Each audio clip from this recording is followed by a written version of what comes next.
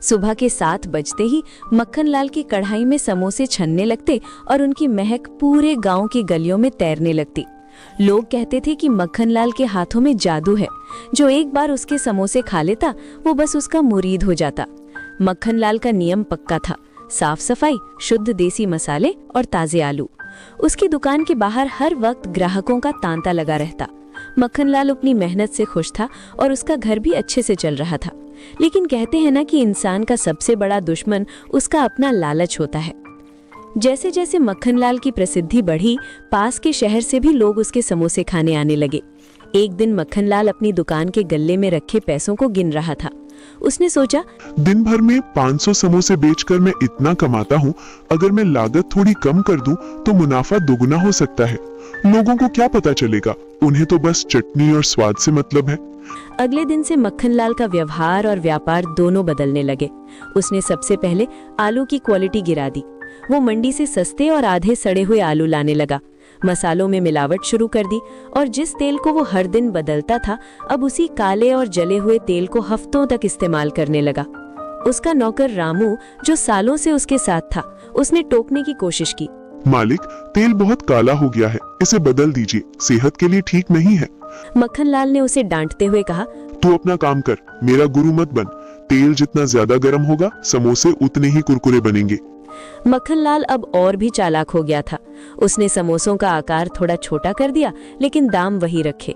चटनी में वो गहरा लाल रंग मिलाने लगा ताकि वो ताजी दिखे। धीरे धीरे लोगों को स्वाद में बदलाव महसूस होने लगा। कुछ पुराने ग्राहकों ने शिकायत भी की। मक्खन भाई, अब वो पहले वाली बात नहीं रही। मक्खनलाल हंसकर टाल देता। अरे भाई साहब, आपकी उम्र बढ़ रही है, स्वाद की समझ कम हो गई होगी। उसका घमंड अब उसके सिर चढ़कर बोल रहा था।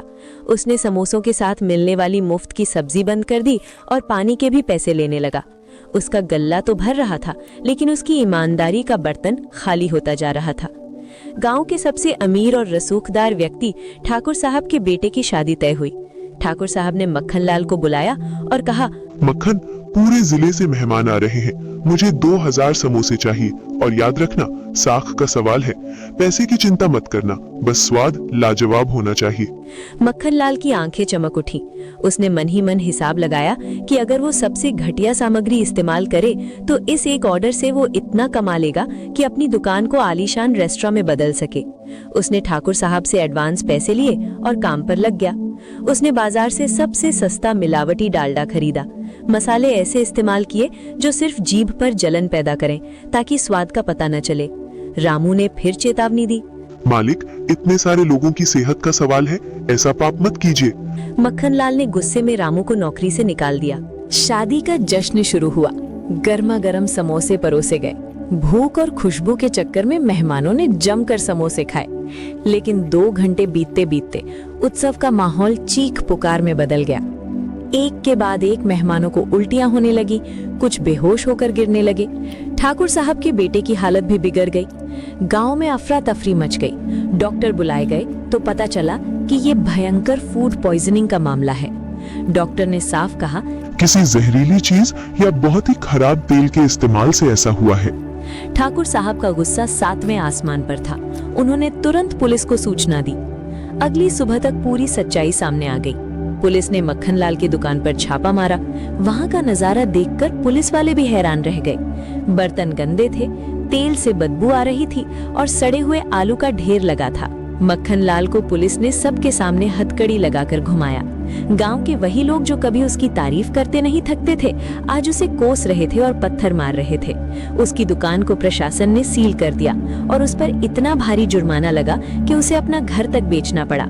जेल की काल कोठरी में बैठा मक्खनलाल अब अपनी फूटी किस्मत पर रो रहा था। उसे रामू की बात याद आ रही थी। उसने चंद रुपयों के लालच में अपनी बरसों की इज्जत, अपना कारोबार और अपना स्वाभिमान सब कुछ खो दिया था। आज रामपुर में मक्खनलाल की दुकान तो है, लेकिन वहां अब कोई और बैठता है। मक्खनलाल जेल से छूटने के बाद अब शहर की एक गली में मजदूरी करता है।